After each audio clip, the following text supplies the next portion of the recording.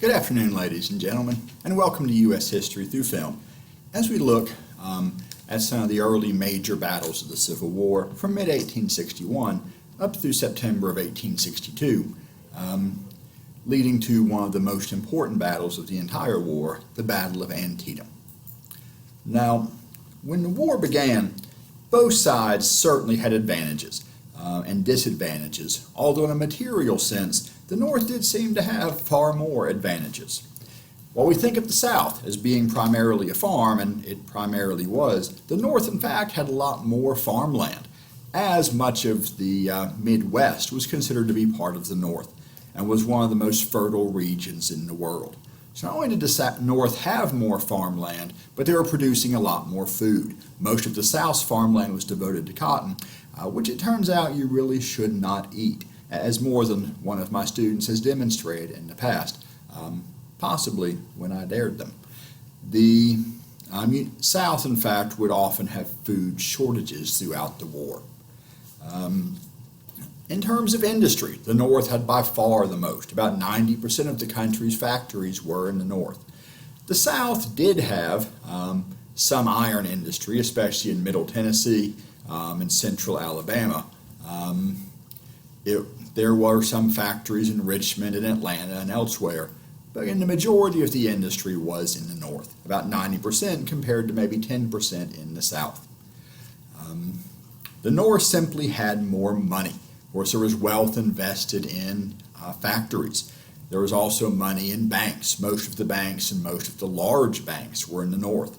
And most of the wealth that the South did have was tied up in land and in slaves. There was a lot of wealth in the South on paper, but not really a lot of cash to be taxed for the war effort. The North had better transportation. There were more roads and better roads, more railroads and more railroads. Today, most railroads in the U.S., indeed most railroads around the world, have tracks of the same width or gauge, a standard gauge of track known as standard gauge. Trains that are not standard gauge, at least in the U.S., a number of other countries, tend to follow another standard gauge that is narrower, known as narrow gauge. All there are some specialized tracks here and there as well. But this does mean that today, if you are sending a freight train across the country, even if it has to travel on the tracks of one railroad company after another, the same train can keep going. One company just pays a fee to the other companies to use their tracks. But at the time of the Civil War, where one railroad company's rails ended and another began, they might well be a different size. And while some trains deliberately had multiple wheels on them, so they would work on multiple gauges of track, most did not. And so goods would have to be transferred from one train to another. And while this was true in both North and South, it was worse in the South. In terms of sea power, the North had a navy, and the South, for the most part, did not. While many soldiers and officers in the U.S. Army had resigned and gone home to fight for the South, most of the Navy, even Southerners in the Navy, remained loyal to the Union. And while there were some important naval bases in the South which were captured, and some U.S. Navy ships that became part of the Confederate Navy in that way, and most of the Navy stayed in the hands of the North. The South would never have a large Navy. Most of the ships it had would actually be commerce raiders, attacking northern shipping to hurt the northern economy, rather than directly engaging the northern naval vessels. The North had far more people, about 22 million people, in contrast to about 9 million in the South, and of that southern population, a little over 1/3 was enslaved, and so could not be trusted with weapons. Indeed, when a draft began in the South, one way to avoid the draft, and there was more than one way to avoid the draft, which was pretty controversial, Southerners who owned enough slaves or were employed by someone else to supervise a large enough number of slaves were exempt from the draft. One Southern writer said, "We all wished we had 20 Negroes because that would have let them go home." Very, very, very, very late in the war, the Confederate government decided to free slaves who would fight for the South, but far too late to do any good. A very few Confederate leaders had proposed that earlier, but the plan had been rejected. Southern leaders saying, if we are freeing our slaves, what are we fighting for? The North, too, had an established government, whereas the South had to create one from scratch. To be sure, many of the country's leading politicians were Southerners and stepped pretty easily into leadership roles. Although the top leader, Jefferson Davis, may not have been the best choice. The South did, for the most part, copy the United States Constitution, with a few interesting changes. But nonetheless, it did have to be built from scratch. The North, I've already mentioned, had a larger economy and a more diverse economy, producing food and manufactured goods and other things. The Southern economy largely being devoted to producing staple crops like cotton and tobacco. The North, as mentioned, had an excellent transportation system, had a larger population, and while it does seem heartless to reduce things to simple numbers, if we consider that between 600 and 700,000 Americans were killed in the war, immigration to America, almost all of it to the North during the war, was so great that about 800,000 immigrants over the course of the war more than replaced all the men who were killed in it, even though those who were killed accounted for about 2% of the entire population of the United States at the time. Still, the South had advantages too. The South hoped for help from Europe, Britain in particular, but France too, and some other countries to an even lesser extent, wanted Southern cotton. The South believed that the economic importance of cotton would force Britain to help the South. And while Britain did help the South, and many European countries wished the South the best, hoping to see this powerful republic broken up in North America, none openly aided the South, as France had aided the United States during the Revolutionary War.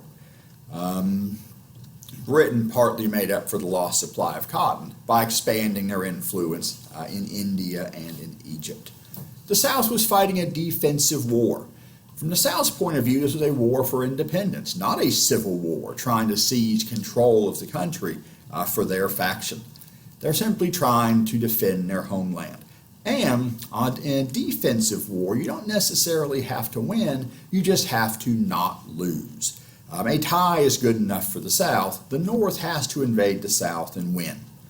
Likewise, the South has interior lines. While their transportation networks are not as good, they also don't have to transport stuff as far. And it's entirely in their own territory. They don't have to try to move soldiers and supplies into enemy territory. The South had, especially early on, or so it's frequently said, superior morale, due in part to a cause that they held more dear: independence, home, family, states' rights. Although states' rights would also turn out to be a problem, it's hard to hold a country together when that country is based on a notion and a state unhappy with it can leave. Both sides had spies, but the South had more. And in some ways, spying was not so hard. Everyone already spoke English. Everyone was used to traveling throughout the whole country.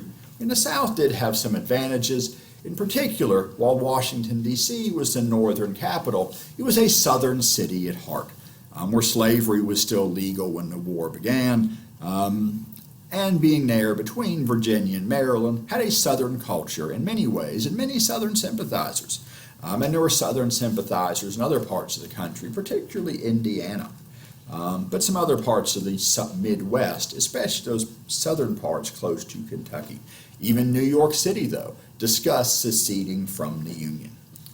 The South, too, was said to have a stronger military tradition. Although West Point is in New York, many of its graduates were Southerners, although many were Northerners, too.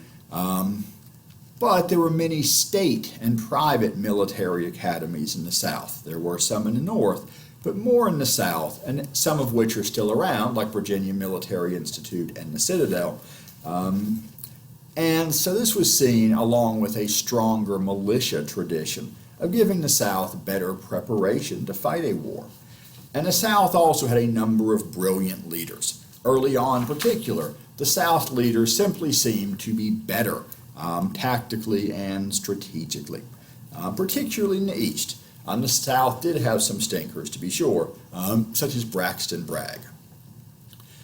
Now, when the war began, the commanding general of the U.S. Army was Old Fuss and Feathers, Winfield Scott, a veteran of the War of 1812, the conqueror of Mexico City, the highest-ranking officer in the U.S. Army since George Washington, Winfield Scott holding the brevet, or honorary rank of 3-star general, only George Washington having been a full 3-star general to this point.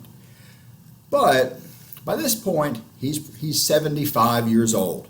He often falls asleep in meetings. He's too fat to get on his horse. So while he's prepared to plan things from Washington, he knows he can't command an army in the field, and told Lincoln the man who should command the army was an engineer who had served with him in Mexico, Robert E. Lee.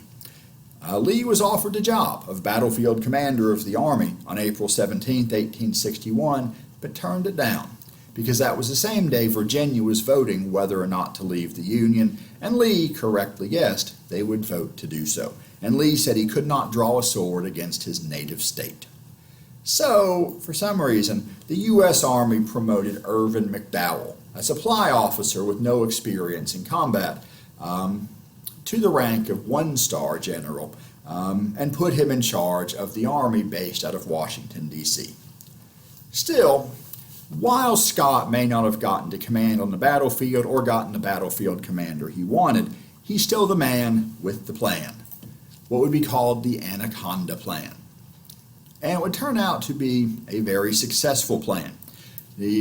Following the Mexican-American War, the Duke of Wellington, the man who beat Napoleon, described Winfield Scott as the greatest military mind of the age. And the Anaconda Plan was given its name by its critics who thought it was too slow.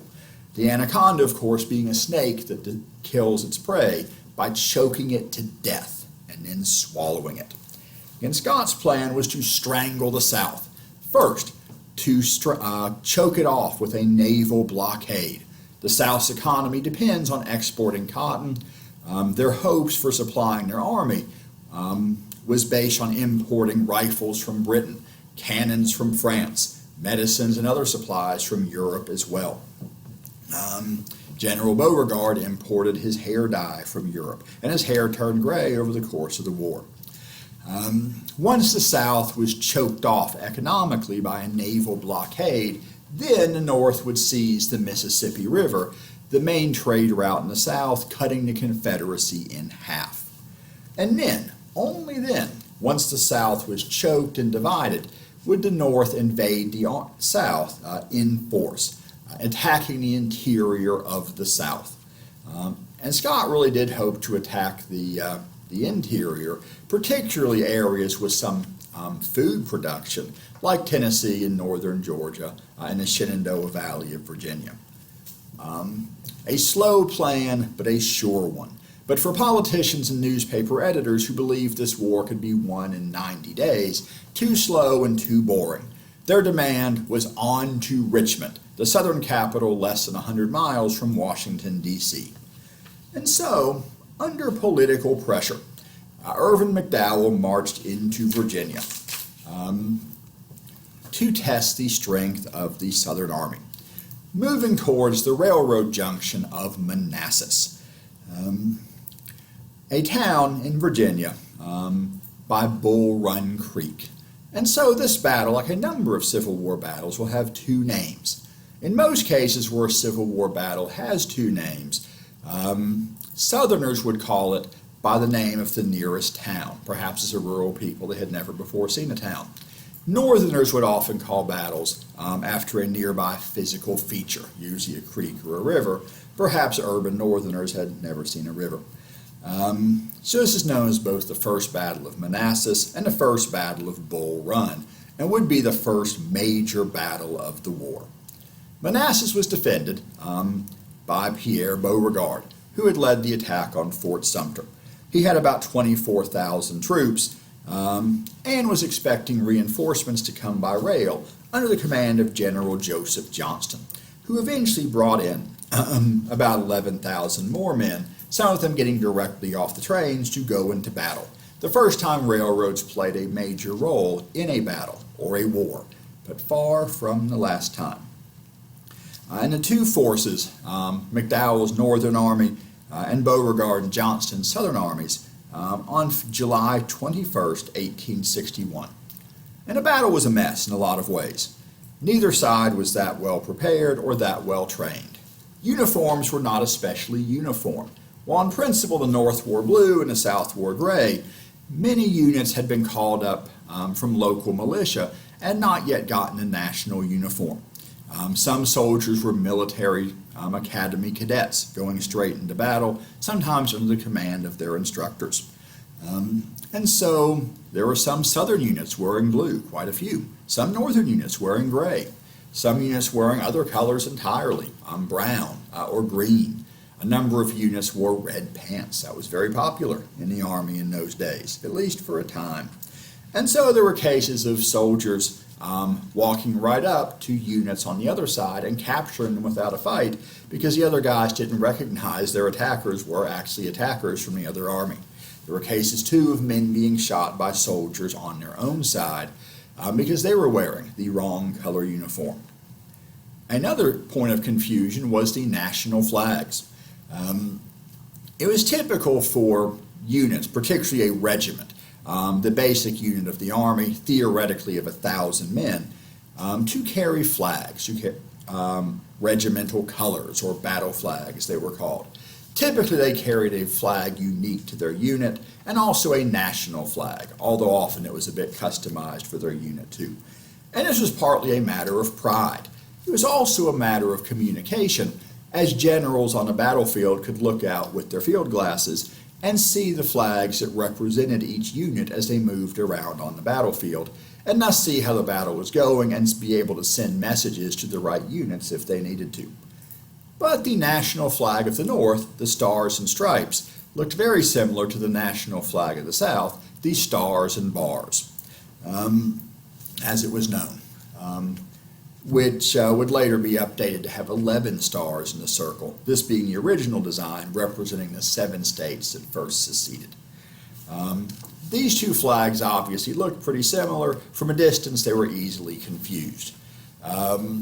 Later, the Confederacy would adopt completely different national flags. On the battlefield, particularly in the East, many units would begin to use the Confederate battle flag, sometimes referred to as the rebel flag. Properly, it is a square flag, and the rectangular flag shown here was used by the Confederate Navy, but it did vary from unit to unit. And other parts of the Confederacy, out west in particular, many units used yet other designs, but something distinctive, separate from the Stars and Stripes. But this particular design became so famous, it's remembered today as the Confederate flag and was incorporated into the second and third national flags of the Confederacy.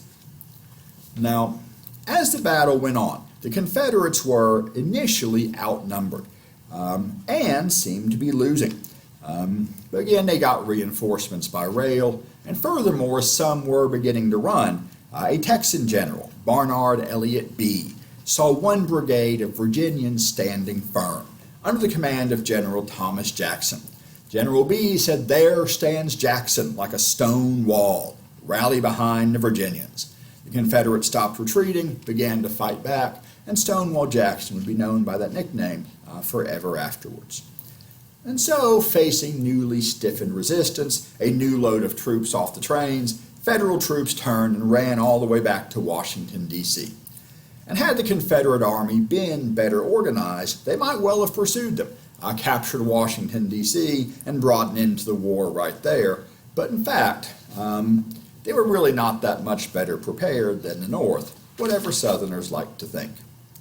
In this battle, the North had about 2,900 casualties, killed and wounded, the South about 2,000. One of the bloodiest days for America to this point, but very small in comparison to later battles.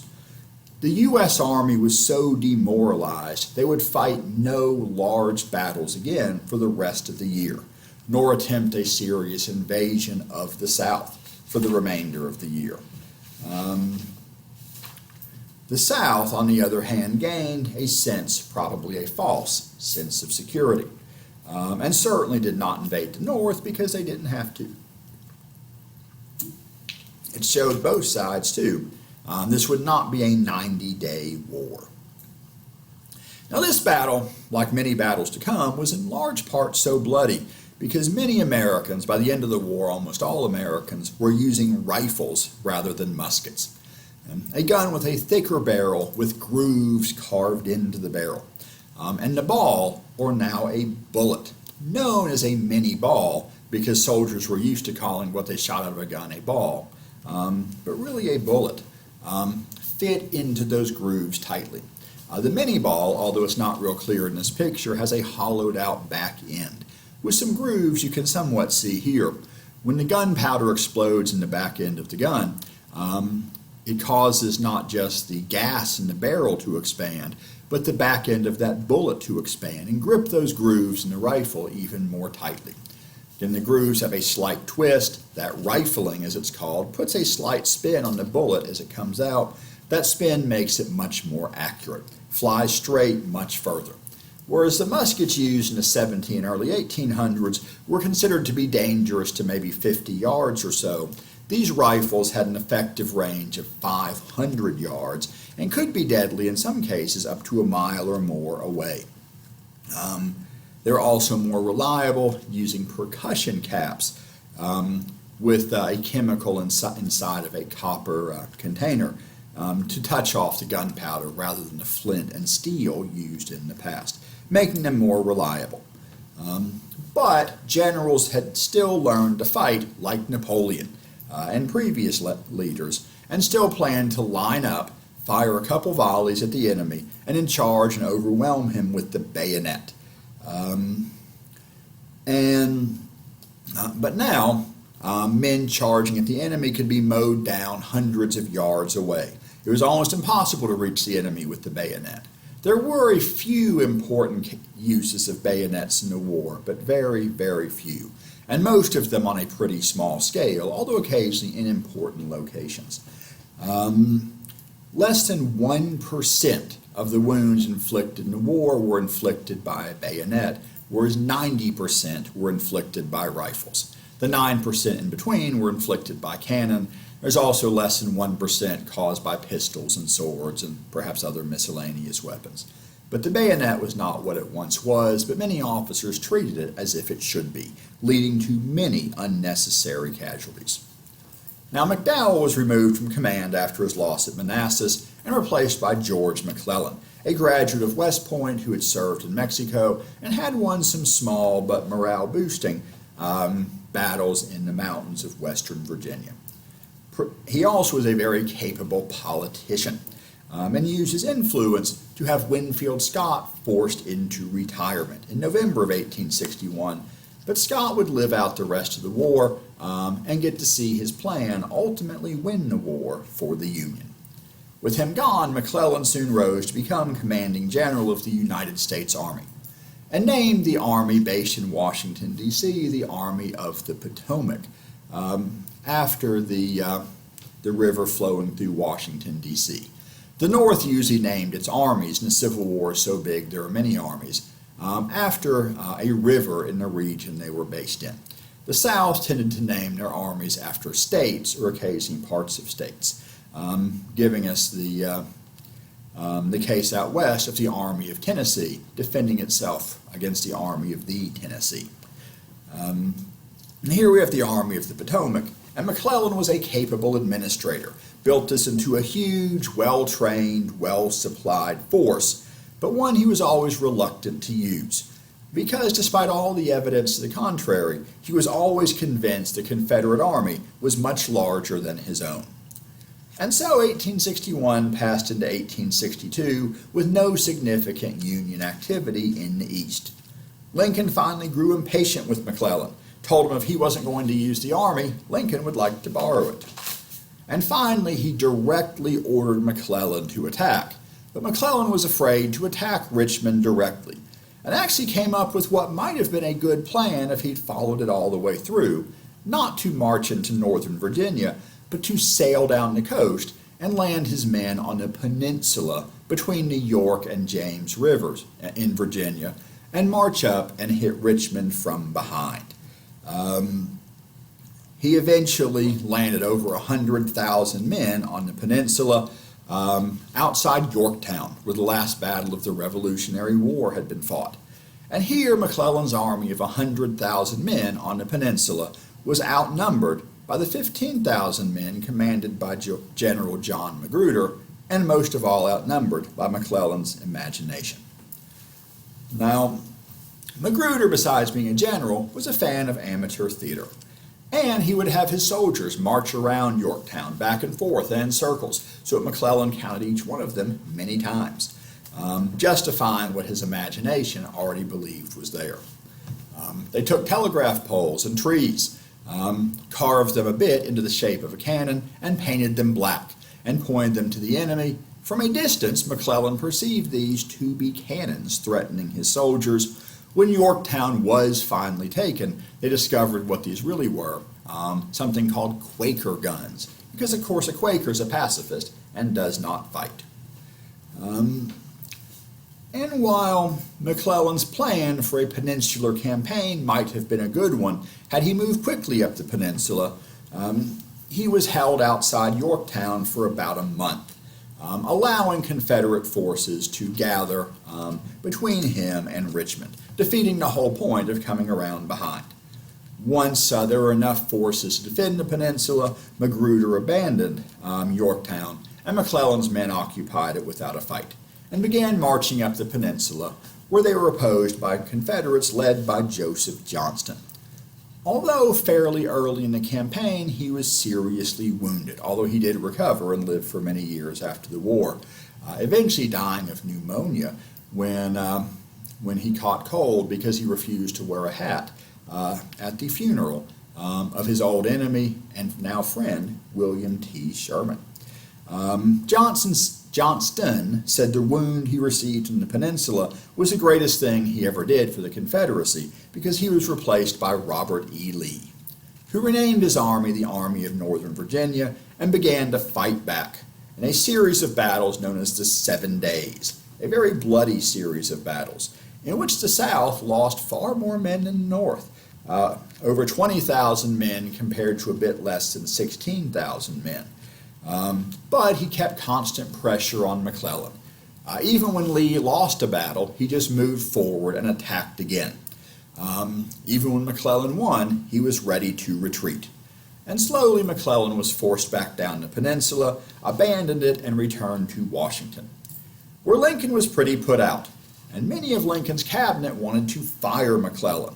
But Lincoln thought McClellan might still be useful, and furthermore knew he did have too many political allies and too much popularity among the troops, who appreciated him rarely risking their lives, that Lincoln wasn't quite ready to fire him, although he did demote him from overall commander of the U.S. Army and took away some of his troops, placing them under the command of John Pope, who invaded Virginia, only to be stopped again at the Second Battle of Manassas, or Second Bull Run, despite his 75,000 men outnumbering the 55,000 Confederates there.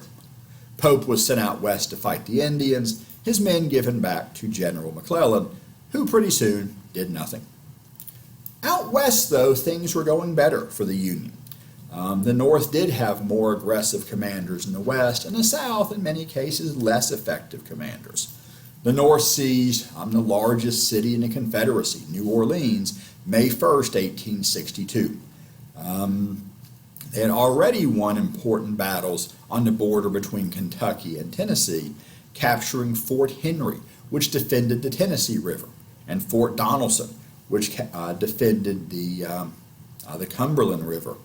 And from there, that being in January and February of 1862, from there marching into southwestern Tennessee and winning the very bloody Battle of Shiloh, where Ulysses S. Grant and helped cement, at least with Lincoln, his reputation as the kind of general the U.S. needed, one willing to fight with his superior numbers, whatever it took. Many people questioned his leadership after Shiloh because it was, at that point, not just the bloodiest battle in American history, but bloodier than all previous American wars combined. Prior to that, he had been seen as a great hero for the great victories at Fort Henry and Fort Donelson. These victories, whether easy or bloody, allowed the North to control much of West and Middle Tennessee, including seizing the state capital at Nashville, the first but not last Southern capital to be captured, and the important city of Memphis on the Mississippi River. Lincoln even named a military governor of Tennessee, Andrew Johnston, who had earlier served as elected governor of Tennessee, one of Tennessee's better governors of the 1800s, although he's not remembered that well today. He was also a U.S. Senator, the only Southern senator to stay loyal to the Union when his state seceded. And so Lincoln was rewarding him for this loyalty and putting a loyal Tennessean in charge of Tennessee.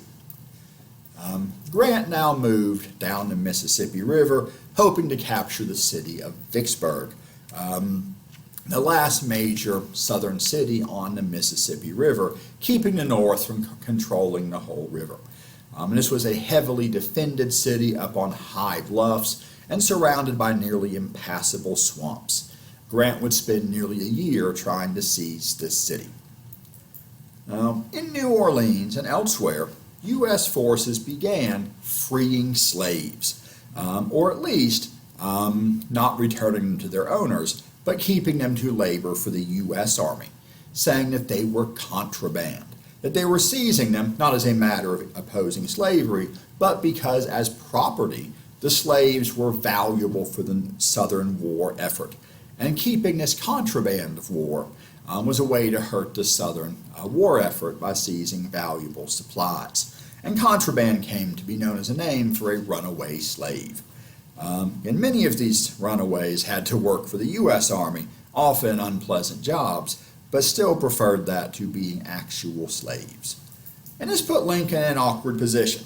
He didn't personally like slavery, of course, but he didn't feel the Constitution allowed him to abolish it. Furthermore, there were still four, or perhaps counting West Virginia, 4.5, Southern slave-owning states that had remained in the Union. And Lincoln worried that trying to abolish slavery might cause these states to secede as well. And Lincoln's number one goal was to preserve the Union. He said if he could save the Union by freeing all the slaves, he would do it. If he could do it by freeing some and leaving others alone, he would do it. If he could save the Union without freeing any slaves, he would do it. And many Northerners, especially within the Republican Party, did want to free the slaves. Again, considered doing so on the grounds it would hurt the Confederate war effort. And so Lincoln drafted an Emancipation Proclamation, which would declare to be free all slaves in areas presently in rebellion when it went into effect, but not in loyal border states or in Confederate areas already controlled by the Union, or in any southern state that might return to the Union before it went into effect. His cabinet, though, advised him not to make this public yet, fearing it would look like an act of desperation, saying he needed to wait till the North had won a major victory. But the South needed a big gesture too. And while Southerners had hoped they would get help from Europe, it hadn't really come yet. And the British and French had sold some supplies to the South, had helped the South in some ways behind the scenes, sometimes not very far behind the scenes. There was quite a bit of resentment against Britain in particular among some Northerners, but none had openly recognized the South, or certainly allied with the South. The Southern leaders hoped that if the South could win a major victory outside the South, perhaps Europe would recognize and aid the South, just as France had aided the United States following the great victory at Saratoga. And so an invasion was planned of the North. There was an attempt to invade Kentucky out west, and Robert E. Lee launched an invasion of Maryland. In a slave-owning state with many Southern sympathizers, it was hoped that if Lee's army was actually in Maryland, Marylanders might rise in revolt against the North. He hoped he might win a major victory there that might cause Britain and France to side with them. Perhaps a big enough victory would allow him to get around behind Washington, D.C., and either capture it outright or at least besiege it and force the North to negotiate an end to the war. But in this invasion of Maryland, one of Lee's officers made a fatal mistake, dropping 3 cigars wrapped up in a copy of Lee's Special Order number 191, Lee's battle plan and general orders for the Army. A sergeant in the Army of the Potomac found this special order and took it to General McClellan, telling McClellan all he needed to know about Lee's army and his plans, but McClellan refused to believe it. It revealed that Lee had far fewer men than McClellan did, and thus fewer men than McClellan thought Lee should have. And so McClellan was reluctant to believe this or to act. And McClellan outnumbered Lee 87,000 to 40,000, but refused to believe it. Although he was finally pushed into doing something and caught up with Lee at a town called Sharpsburg along the Antietam River. And September 17, 1862, the two forces fought across the river and the fields and sunken roads near the town, with the Union trying desperately to drive Lee away, and Lee trying to hold them off. A battle, perhaps the most significant of the war, depicted in a History Channel documentary series, 10 Days That Unexpectedly Changed America, the fourth in a 10-episode series, produced in 2006, in telling the story of the Battle of Antietam and a little bit about the Emancipation Proclamation. Overall, it does a good job with the battle, both in terms of facts and how it's presented visually. Although there is one thing that really irks me in this documentary. It uses a number of modern photographs of reenactors, which in and of itself is not a bad thing, except it puts a filter over them to make it look like photographs from 1862, which I feel is just a little bit unfair and misleading, which grates on me just a bit. But overall, a very good depiction of a very important battle and events surrounding